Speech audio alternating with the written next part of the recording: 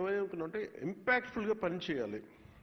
అంటే నేను ఏ మనిషి అయినా సరే సగటు మనిషి ఏం కోరుకుంటాడంటే ఎక్కడో ఉన్న స్థాయి నుంచి నేను ఏదో ఒక మెట్టి ఎదగాలనుకున్నాను. ఎక్కడేసిన గొంగలు అక్కడేలా ఎట్లా అయితే నేను ప్రారంభించానో అక్కడే 20 సంవత్సరాలు నా బిడ్డ పుట్టినప్పుడు నాకు అదే ఉండి నా బిడ్డ పెళ్ళవుతున్నా కానీ నేను అక్కడే ఉండిపోయాను అనే మాట ఇవన్నీ మనం తరచుగా వింటూ ఉంటాం. ఇది ఎందుకు ప్రమోషన్ అనేది ఎందుకు ఇంత బలంగా నేను పట్టుకుని కూర్చున్నానంటే మనం ప్రజలకి మాట ఇచ్చాం. ఇది ఒక పొలిటికల్ స్పీచ్గా నేను చెప్పట్లేదు, కానీ ఇంకా successive governments continuity of governance, అలాగే ప్రీవియస్ గవర్నమెంట్లో రోడ్స్ కానీ ఇన్ఫ్రాస్ట్రక్చర్ కానీ డెవలప్ చేయలేదు. మేజర్గా నేను విన్నది ఏంటంటే ప్రతి పదవికి ట్రాన్స్ఫర్కి ఒక రేట్ కార్డు ఉందని నేను వినేవాళ్ళం. నాకు చాలా ఆశ్చర్యంగా ఉండేది. కష్టపడి చదువుకొని ఉద్యోగాలు వచ్చిన తర్వాత ఒక ఊరి నుంచి ఒక ఊరికి ట్రాన్స్ఫర్ అవ్వాలంటే రేట్ కార్డు ఉంటుంది. అంటే ఒక ఈ ప్రమోషన్ కావాలంటే ఒక రేట్ కార్డు ఉంటుంది. అసలు ఇది పోవాలని మనస్ఫూర్తి కోరుకున్నాను. సో నేను with the guidance of Shashibhushan sir, మా ఓఎస్డి వెంకటకృష్ణ గారితో, కృష్ణతేజ గారితో కూర్చొని నాకు ఎంత ట్రాన్స్పరెంట్గా మనం ఇవ్వగలం. ₹1 పంచాయతీ ఖర్చు పెడితే రోడ్లు పడాలి. రోడ్లు వేసిన కాంట్రాక్టర్లకి అంటే వెంటనే మీరు డబ్బులు ఇవ్వకపోయినా కనీసం వాళ్ళ సకాలంలో వాళ్ళ డబ్బులు వాళ్ళు కాంట్రాక్ట్ చేసిన పెట్టిన పెట్టుబడి డబ్బులు ఇచ్చేయాలి. అలాగే పిఆర్ ఉద్యోగులు కానీ రూరల్ వాటర్ సప్లై కావచ్చు, మన రోడ్లు వేసే శాఖ కావచ్చు, ఎవరికైనా సరే దాదాపు మన పిఆర్లో అవుట్సోర్సింగ్ దగ్గర నుంచి రెగ్యులర్ ఎంప్లాయీస్ అందరితో కలిపి దాదాపు 1,70,000 మంది దాదాపు అన్ని చూస్తే గ్రామీణాభివృద్ధి విభాగం ఇవి అన్ని లెక్కలు తీసుకుని దాదాపు 2 lakh ఎంప్లాయీస్ ఉంటారు మన దగ్గర అవుట్సోర్సింగ్తో కలుపుకొని. సో దీంట్లో ఎగ్జామ్స్ రాసి వచ్చి వీళ్ళందరికీ మనం పదోన్నతి ఎలా ఇవ్వాలి, ట్రాన్స్పోర్ట్స్ ఎలా ఇవ్వాలి అని కూర్చున్నప్పుడు పాపం దీనికి వెన్నెముకలాగా పనిచేసింది వెంకటకృష్ణ గారు.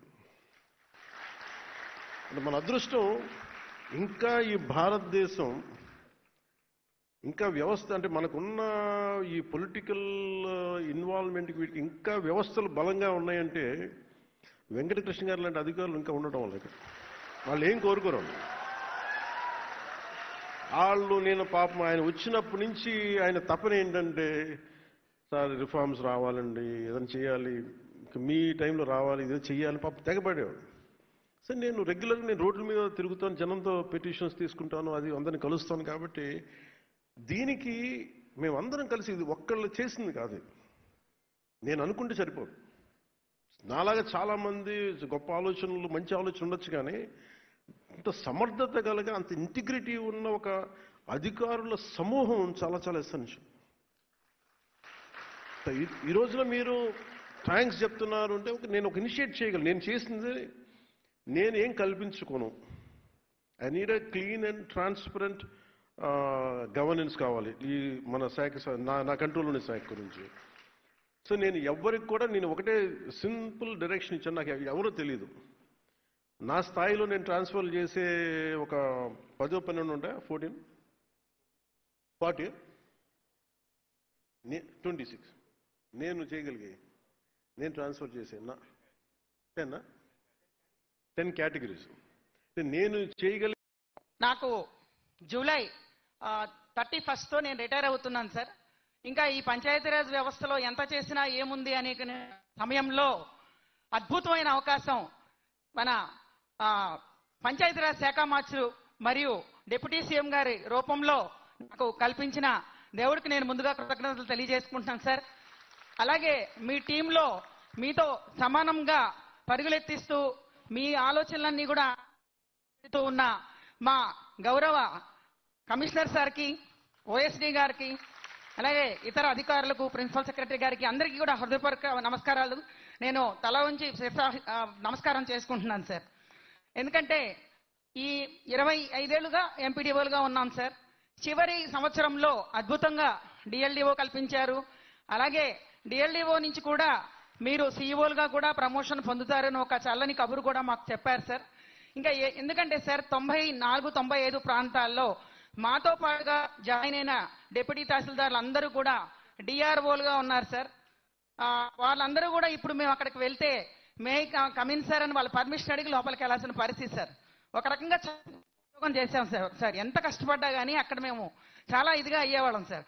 వాళ్ళతో సమానంగా ఈ రోజు మాకు చివరిలో కూడా అవకాశాలు కల్పించిన మిమ్మల్ని జీవితాంతంగా మేము వైఎస్ఆర్ కడప జిల్లాలో డిపిఓ పోస్టులో కూర్చున్నానంటే తమరు ఇచ్చిన ఆర్డరే సార్. 2018లో నాకు ఎడ్హాక్ ప్రమోషన్ డిపిఓగా ఇచ్చారు. శ్రీకాళహస్తి ఈటీసీలో చేయడం జరిగింది.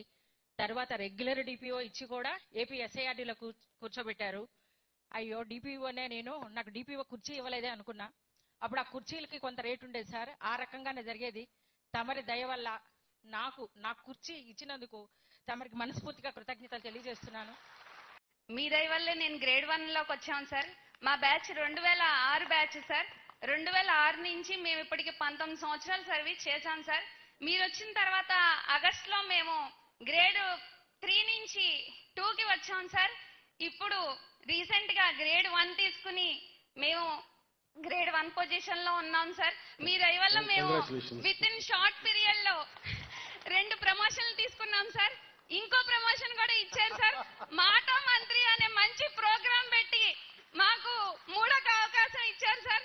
ఈ మైక్ నా దాకా వస్తుందా అని నేను చాలా ఎక్సైటెడ్ గా ఉన్నాను సార్. రాత్రి నిద్ర పట్టలేదు సార్. ఏం మాట్లాడాలి సార్తో అని. మీరు నేను చదువుకునే రోజుల్లోనే ఒక హీరోగా మా మనసులో ఉన్న హీరో సార్. కానీ అలాంటి వ్యక్తి మాకు మినిస్టర్ గా వచ్చినందుకు, ఒక పంచాయతీరాజ్ వ్యవస్థని రాజులా పరిపాలించే అధికారం